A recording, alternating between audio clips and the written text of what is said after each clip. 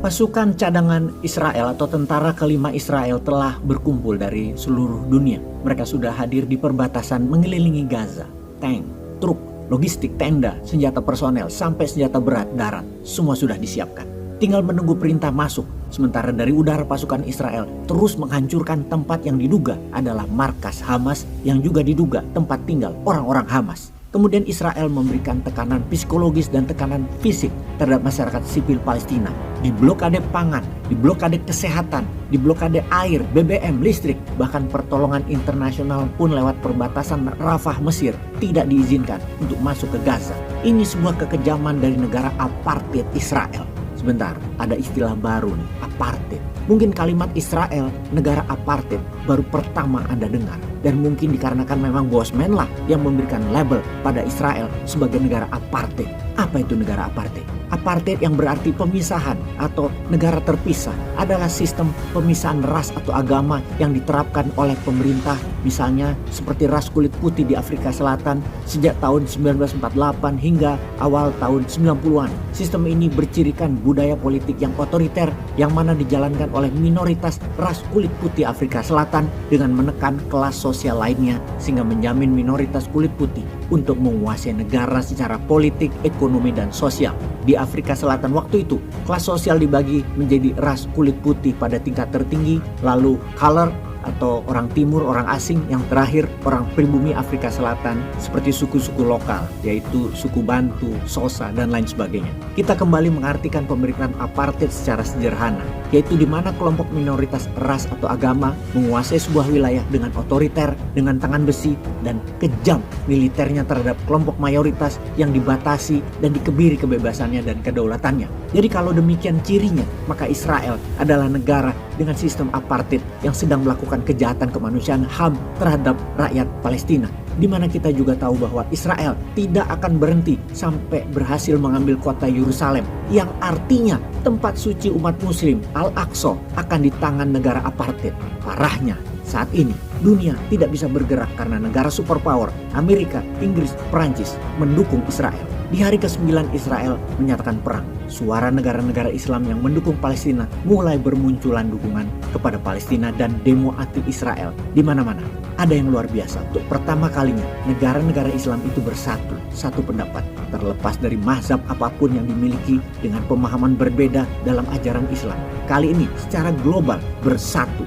Misalnya, Hizbullah yang Syiah di utara Israel mulai menyerang Israel untuk memecah konsentrasi pasukan Israel jadi dua front untuk tidak terfokus hanya ke Gaza, di mana Hizbullah di belakangnya Iran terang-terangan open front terhadap Israel dan berkata lahirnya Hizbullah hanya punya satu alasan, yaitu melindungi Al-Aqsa untuk tidak jatuh ke tangan Israel. Kita detailkan ke Hizbullah sekarang. Dalam beberapa hari berbarengan dengan Israel mengumpulkan tentaranya untuk melakukan serangan darat ke Gaza, maka di Lebanon terjadi gerakan militer yang masif menuju utara Israel. Apakah pemerintah Lebanon akan menyerang Israel? Bukan, inilah grup milisi yang bernama Hizbullah yang menyiapkan tentaranya di perbatasan Lebanon dan Israel. Hizbullah dalam beberapa hari ini juga mengirim salvo roketnya ke arah Israel. Tentara Israel yang mati sudah beberapa orang. Tembak-menembak skala kecil sudah terjadi setiap saat dan Israel pun melakukan penguatan pasukannya di utara Israel. Hizbullah yang secara kalimat adalah partainya Allah yang lahir dari bentukan Islamic Guard atau Garda Revolusi Iran di tahun 1982 secara kekuatan militer.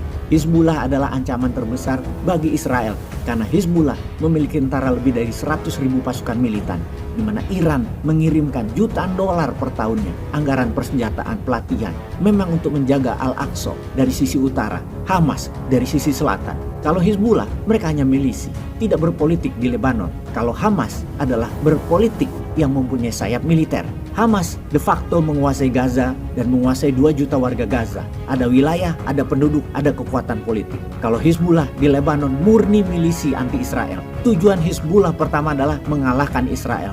Yang kedua adalah mengusir pengaruh sekutu asing dari Asia Barat. itulah manifestonya Hizbullah. Secara harafiah, Hamas berbeda dengan Hizbullah, namun berbagi satu tujuan, yaitu meniadakan Israel dari bumi Palestina dan mengusir sekutu barat yang mendukung Israel. Jadi kalau disimpulkan, Hizbullah itu Lebanis, Hamas adalah Palestinian. Hizbullah milisi, Hamas bermisi politik, memiliki wilayah secara de facto dan penduduk, atau dalam bahasa asingnya, two sides of the same coin. Kemarin salah satu petinggi Hizbullah, Hashim Safodin, dengan terang-terangan mengatakan, "Our beloved Palestinian," atau saudaraku Palestina yang tercinta. Kami Lebanis memberikan hati, pikiran, jiwa, dan senjata kami bersama Anda. Karena kami, Hizbullah, lahir untuk kalian, untuk Palestina, untuk Al-Aqsa, untuk Yerusalem. Hizbullah membuat tentara Israel terbelah dengan konstruksinya di utara untuk menghadapi Hizbullah, yang kemudian Amerika, sekutu Israel, mengancam Hizbullah dengan mengatakan, "Jangan pernah terfikir untuk menyerang Israel karena kami akan bantai Anda." Pernyataan ini dinyatakan oleh John Kirby, juru bicara National Security Council-nya Amerika. Jadi, bagaimana menurut sahabat? Apakah Amerika akan menyerang Lebanon atau Hizbullah masuk ke Israel berbarengan dengan serangan ground war, perang darat Israel menyerbu Gaza? Lalu Indonesia di mana nih? Masih ngurusin urusan keluarga di MK ya? Lebih penting daripada ngurusin gencetan senjata agar perang berhenti di Gaza. Peace.